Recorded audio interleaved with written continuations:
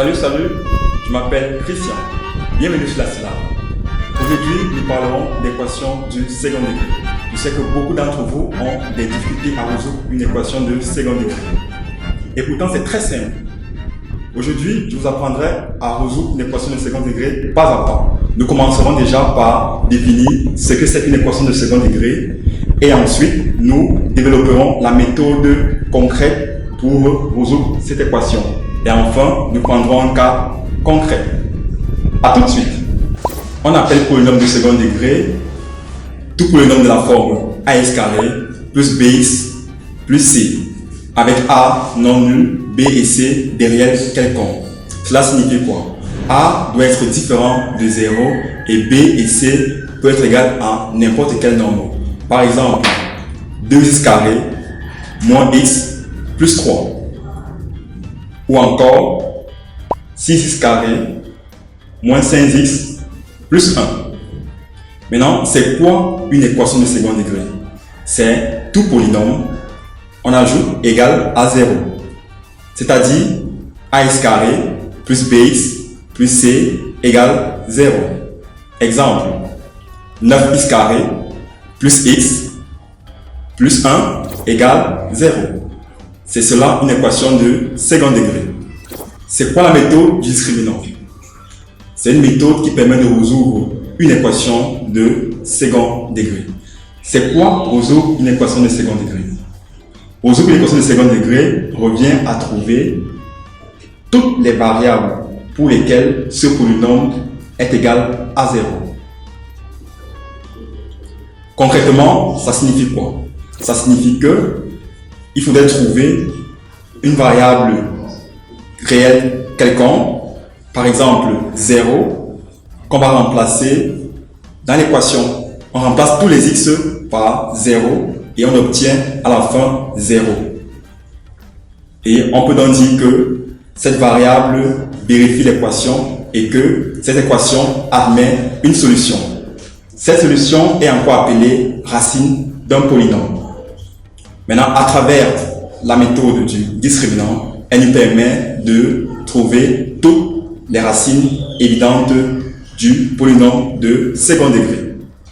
Pour résoudre une équation de second degré avec la méthode du discriminant, on procède comme suit. On calcule delta.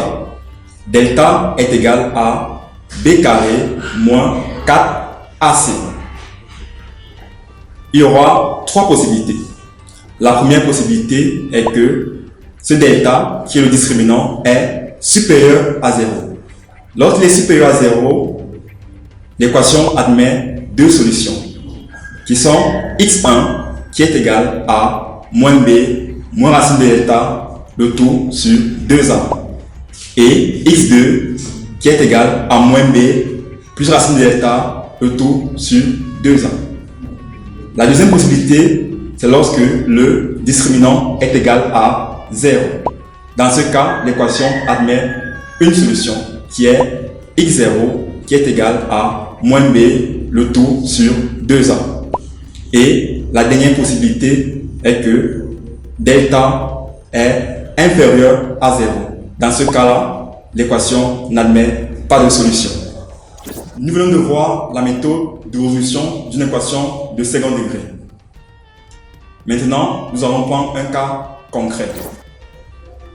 Exemple. Voici l'équation. X carré moins x moins 2 égale à 0. Comment résoudre cette équation? Nous allons utiliser bien évidemment le discriminant. Nous commençons déjà par calculer le delta, qui est le discriminant, qui est égal à quoi? B carré moins 4ac. Nous venons de voir la méthode de résolution d'une équation de second degré. Ça donne quoi?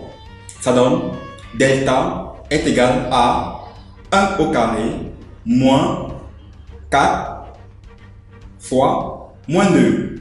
Ce qui donne quoi? 9. Ou encore 3 au carré. Étape suivante, c'est quoi? On doit maintenant calculer les solutions. La formule c'est quoi? x1 est égal à moins b moins racine de delta, le tout sur 2a, pour la première solution.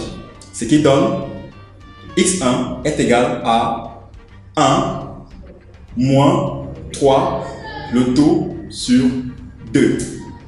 Ce qui va donner moins 1. Pour la deuxième solution, c'est x2 qui est égal à moins b moins racine de delta, le tout sur 2a. Ce qui va faire 1 plus 3, le tout sur 2. Ce qui est égal à combien? 2.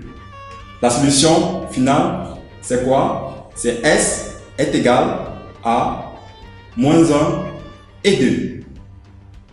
Là, nous venons de résoudre une équation de A à Z avec la méthode du discriminant. Vous constatez que ce n'est pas très compliqué.